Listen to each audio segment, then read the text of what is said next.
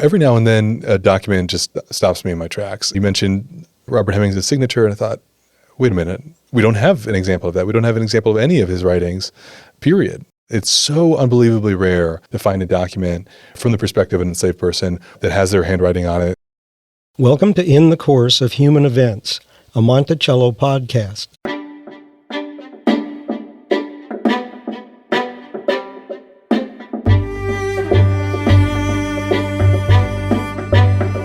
I'm David Thorson, a digital guide at Monticello. Today we're going to talk about the extraordinary life of Robert Hemmings and a document with his signature that was hiding in plain sight in an archive for more than 200 years. To tell this story, we're joined by three people involved in Monticello's Getting Word African American Oral History Project. I'm Andrew Davenport. I am the Director of African American History and the Getting Word Project at Monticello. I'm Aurianna Woods. I'm an oral historian for the Getting Word African American Oral History Project. I'm Bernetiae Reed. I'm a genealogist working with Getting Word. The Getting Word Project started more than 30 years ago when Monticello began to seek out and record the stories and oral histories of the descendants of families who were enslaved on Jefferson's plantations. These families include the Fawcett's, Gillette's, Grangers, and many others, but the most well-documented is the Hemings family. As many as 70 members of the Hemings family lived in slavery at Monticello for over 5 generations, including Robert Hemmings. Robert Hemmings is born in 1762. He is the eldest child of John Wales and Elizabeth Hemings. John Wales will become Jefferson's father-in-law, the father of Jefferson's bride, Martha Wales Skelton Jefferson, and Elizabeth Hemings, an enslaved woman. Robert Hemmings likely had been present for Jefferson's courtship of Martha Wales Skelton, and he is likely present at his half-sister's wedding to Jefferson in 1772 as a boy of about 10 years old. And Robert Hemmings and his family become the property of Thomas Jefferson as a part of his inheritance from his father-in-law. Yeah, and that's shown in the January 14th, 1774 entries that originate Jefferson's farm book. Robert Hemmings and his family are mentioned there. The entrance of the Hemmings family to Monticello's plantation community. That's right. Legal ownership. Tracing family lineage can be confusing, so let's go over this again. Elizabeth Hemings was the matriarch of the Hemings family. She was the property of Thomas Jefferson's father-in-law, John Wales. Of her 12 children, Wales fathered 6. Robert Hemmings was the eldest, and his younger siblings were James, Thenia, Critta, Peter, and Sally Hemings. Because they shared the same father, John Wales, all these children were half-siblings of Jefferson's wife, Martha Jefferson. After John Wales died, Jefferson inherited the Hemings family, and they were all brought in bondage to Monticello. Jefferson hand-selected Robert Hemmings to be his enslaved valet just after Jefferson's marriage, when Hemmings was only 11 or 12 years old, to replace the 31-year-old Jupiter Evans. And that is a pattern that Jefferson establishes. I think Jefferson has this idea that he can manipulate a younger person to suit his own needs, whether that's as a politician or as a planter. In his mind, he can shape this individual who is privy to every movement of Jefferson's, privy to every physical activity, every person that he's introduced to on his travels, who must be trusted to the extreme. Annette Gordon Reed speculates that Robert Hemmings, or as Jefferson called him, Bob, may have been literate at this time, and that his literacy could have been one of the reasons why Jefferson chose Robert Hemmings to become his enslaved valet. Literacy would separate him from the vast majority of enslaved people during his lifetime. His brothers in particular are literate. James is literate. Peter is very likely to have been literate. Critta Hemings, his sister, is literate. Over time, literacy rates, because they're punishable by extreme punishment will decline. But most important is Robert Hemings' connection to Martha Jefferson and John Wales. He is her half-sibling. This is a dense web of connections in colonial Virginia, and it's just one of these very surreal but extremely common features of this slave society, this interconnectedness of black and white families, whether recognized or erased. So Robert Hemmings is a sibling in this world of extremely talented enslaved people. He's a coachman, he's a horseman, he dresses Jefferson, he runs errands for Jefferson.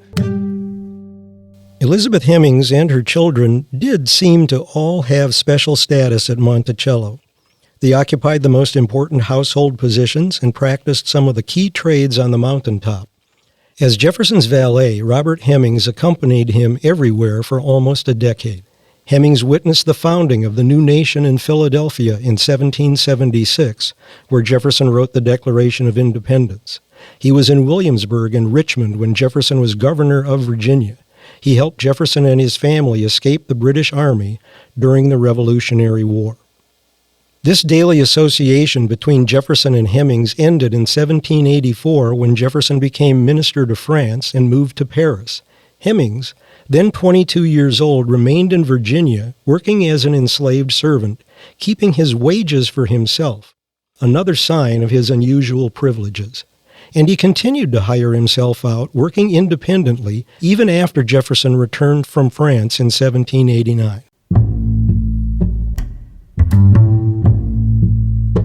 Hemings has extraordinary mobility, even during his period of enslavement under Jefferson.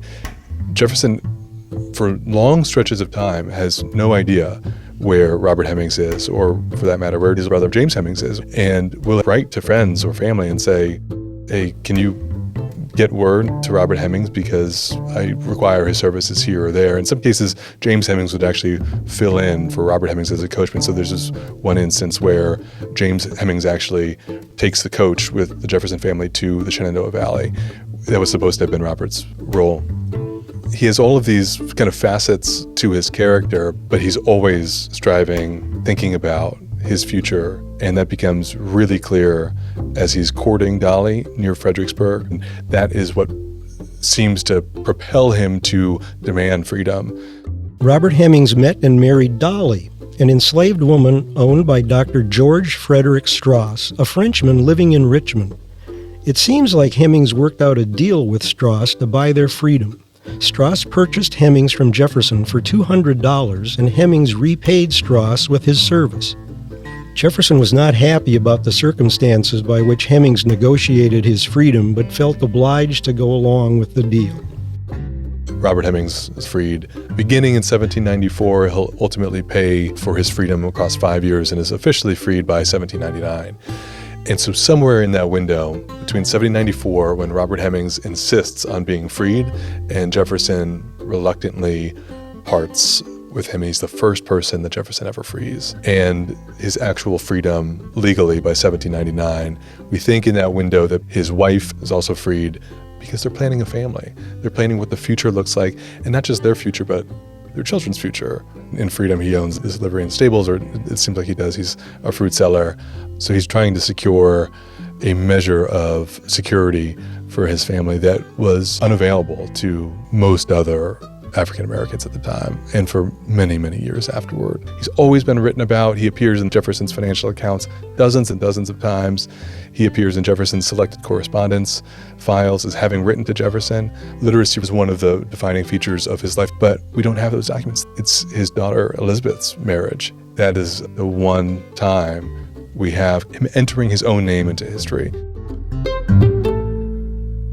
Now we're getting to that document you heard about at the beginning of the podcast. Robert and Dolly Hemings had 2 children, Elizabeth and Martin, and the document is Elizabeth's marriage certificate. Bernetiae Reed is the researcher who actually found it. Robert had a daughter named Elizabeth Hemings, and she married a William Scott.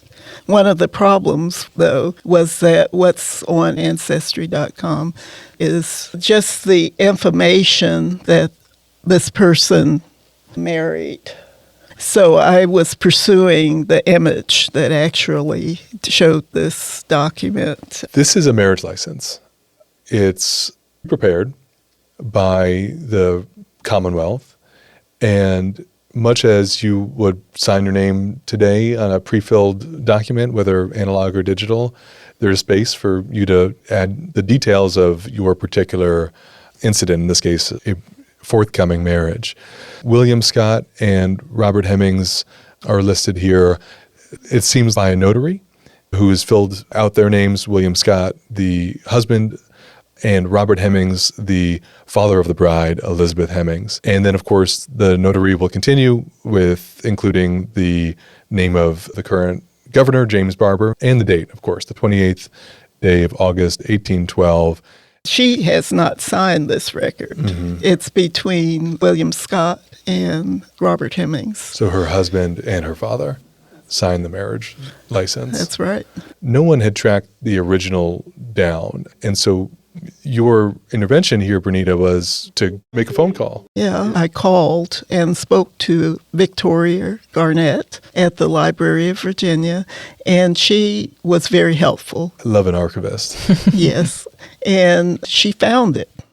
Could you tell us what it was like first seeing the record, and were you aware of its significance? How did it hit you? It came around Christmas time, which was really special.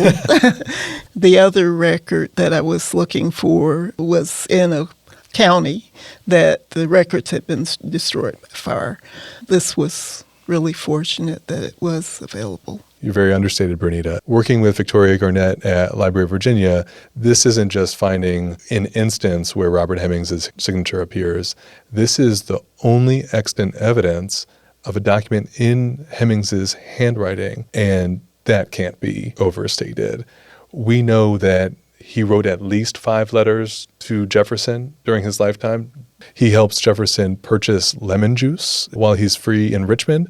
He's a fruit seller near Capitol Square. And he also helps procure oysters for Jefferson in 1809, I think it is. There are these records of this correspondence from Hemmings to Jefferson, but the documents no longer exist. We think that Hemmings' letters to Jefferson were destroyed. Most everything in human history gets destroyed. It gets lost to time. Jefferson says this. He talks about having a genuine morsel of history is so unbelievably precious. It's actually priceless. It was just exciting to see that she had discovered the record first, and then to see the content, to actually say, wow, it's there and it has a signature. I have to admit that I'm really learning the extent of the excitement about it from hearing Andrew talk about it. Anytime that we can add a copy of that original document to our archives is an important way for us to address the archival imbalance that exists because of slavery. Jefferson has tens and thousands of records, many of them from his own hand. There are very few sources from enslaved people's perspectives. There's just 4 oral histories from formerly enslaved people from Monticello that exist. There's maybe altogether from an African-American's handwriting from Monticello, several dozen documents, John Hemings' correspondence, Martha Fawcett's correspondence to her father, Joseph Fawcett, we just found last year, James Hemings. These are very, very limited in sources. So anytime we can add another source into that corpus is a really important moment for us, given that it's Robert Hemmings who was present at the writing and adoption of the Declaration of Independence as a 14-year-old in 1776. Here he is in 1812 at the scene of his daughter's marriage. It's really freaking remarkable. The document is an extraordinary find, but the signature itself is also fascinating. I think one of the wrinkles of this document, the signature in particular, it's gargantuan. Spans almost the entire width of the page. And it's definitely vertically taller than one might expect to see in a signature on this kind of document, and given the space that's provided as well. Robert Hemmings had one of his hands shot off by a blunderbuss, basically a small shotgun, circa 1800. We don't know the precise date, but we do know that James Callender will write about Robert Hemmings, and he'll say that he was disfigured in one arm by 1802. So the size of the signature, the date of it, 1812, this indicates to me that he's not writing with his dominant hand, that he's writing with his weak hand. It probably accounts for one part, maybe, of how large it is. This is an example of his penmanship and his literacy, even given the loss of his writing hand, his normal dominant hand. And it does look like it slants like a left-handed writer. I'm right-handed. It looks, when I try to write with my left hand, it's better than that. It seems like years of practice with this. It's certainly the largest signature I've ever seen. It reminds me that Robert Hemmings probably knew John Hancock, certainly had seen the Declaration of Independence, and one-upped him on his daughter's independence record, that she's a free woman entering into this legal marriage, and if William Scott and Elizabeth Hemings have children together, the children will be freed too. So it's this moment of pride. That's how I read it as. Robert Hemmings' presence in Philadelphia during Jefferson's drafting of the Declaration of Independence is being celebrated. One of the cool things that we're doing now is a collaboration with Monument Lab in Philadelphia and the artist Sonya Clark, who was inspired by the Robert Hemmings story for an upcoming exhibition at the Declaration House in Philadelphia, which is the reconstructed site where Jefferson wrote the Declaration of Independence in the summer of 1776. Of course, also living in the Declaration House is the 14-year-old Robert Hemmings. The Monument Lab exhibit is really trying to incorporate the fact that Robert Hemmings was there. And when we think about that document, of course, we think about those signatures. Yeah, rather than saying that someone's signature is their John Hancock, I think we should be saying that it's their Bob Hemmings. That's how prominent the signature is. I love that. Love that too. It's pretty special. Declaration House is part of Independence National Historical Park in Philadelphia. The exhibition will run from June through September 2024. By moving Hemings to the center of this moment in history, the project explores the entangled legacies of freedom and enslavement at the core of our nation's founding. Another interesting feature of this signature is how Robert Hemmings spelled his last name. Our documentary editors at the Thomas Jefferson Papers series attempt to seek out documents in people's hands and then base the spelling of the names on people's signatures. Jefferson is an easy one. There's thousands of documents of Jefferson spelling his own name. The Hemings family is different. Jefferson most frequently spells Hemings Hemings. John Hemings, one of Robert Hemmings' brothers, is literate. He spells his name most frequently with two M's, Hemings. We have long assigned Hemings Hemings to Robert Hemmings and Hemmings to John Hemmings. Here's Robert Hemmings spelling his own name, Hemmings, two M's, and we'll have to edit. That's what you do here. When new sources emerge, you've got to go with the source. Particularly the first source of him writing his name, right? We have another family, Peter Hemings, descendant, and the first generation that we have actual examples of spell it Hemans, Hemans, which is a variation we really hadn't seen before. It speaks to how one is taking that name and putting it through their own literacy process, and then how that continues to be passed down and written in the historical record. The matter of how a person spells their name speaks directly to the idea of agency, and spelling Hemmings' name with two M's may be a way of Robert Hemmings asserting his agency as a free man and as Jefferson's equal. Beyond the surprise of finding Robert Hemmings' signature, there's another surprise in the historic record. It's in Jefferson's memorandum book dated on Christmas Eve, 1794, where he writes, "Executed a deed of emancipation for Bob by the name of Robert Hemmings," and Jefferson, for the first and only time in his known correspondence, spells Hemmings' name with two M's. It makes one wonder if Jefferson, however briefly, sees Robert Hemmings not as his property, but as a person. But the imbalance of power between Jefferson and Hemmings comes back to the fore in the manumission document itself, where Jefferson spells Robert Hemmings' name with a single M. Robert Hemmings died in Richmond in 1819. We don't know the exact date or cause of his death, and the fate of his family remains a mystery. These are the kinds of facts, details, and stories our Getting Word researchers are hoping to discover. Elizabeth Hemings and her brother Martin and her mother as well largely disappear from the historical record after 1820. So we know that they're in Richmond, but after that they do not seem to appear in any census records, at least in the places that we expected them to be. There might be records out there, but we haven't found them yet. We're always looking and holding out hope. What happened to Robert Hemmings' children is one of the enduring mysteries for our collaborative process. And it's not just the Hemings family, of course. It's what happened to families who were sold after Monticello, and that's partly what we're trying to address with our work, too. I love that this remains with us, and it can change our understanding of Hemings and add a chapter toward the end of his life that then sets his family off into their first chapter really in freedom together. Because whoever Elizabeth Hemings and William Scott, whatever grandchildren Robert Hemmings have, will be very likely the first free-born generation of this family. If you're interested in learning more about slavery at Monticello, check out our website and the website for the Getting Word Project. Much of our knowledge stems from the research of two scholars. The first is Cinder Stanton, a senior historian at Monticello who helped found the Getting Word Project and whose book, Those Who Labor for My Happiness, Slavery at Thomas Jefferson's Monticello, was groundbreaking in recognizing Monticello's enslaved community. The second is Harvard professor Annette Gordon Reed, a legal scholar and historian, whose New York Times bestseller, The Hemingses of Monticello, An American Family, won both a National Book Award and the Pulitzer Prize.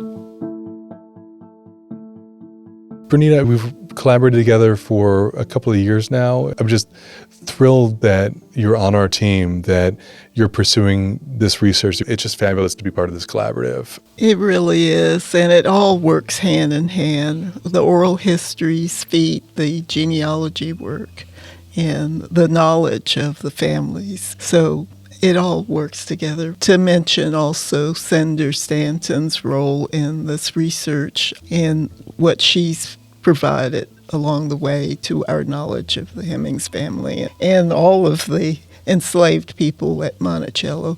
I had the honor of first working with Cinder, I think in 2005. She was really excited to see his signature and to learn where it had been found. I would pay money to see Cinder's reaction because it's a story that she's been putting together and working on for over 30 years. I think it speaks to what we're talking about, that we are always learning more because it took 31 years, roughly, to fill in this gap, to find this thing, the signature that was always there, but just waiting to be found. There's these moments of excitement of these archival recoverings. I don't like discovery. I always put discovery in quotes. These are resurfacings. These are recoverings. This is about a return. Thank God this record survived. And it also shows you that there are more morsels to be found. That's right. That are buried in archives and libraries across the United States. We constantly have to keep digging and keep connecting those dots where we can find them. That's part of the excitement, is also finding something after you've been digging fruitlessly.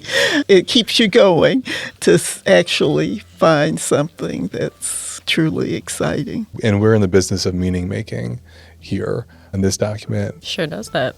It means something. Our late colleague Aurelia Crawford frequently said, Monticello constantly reveals itself.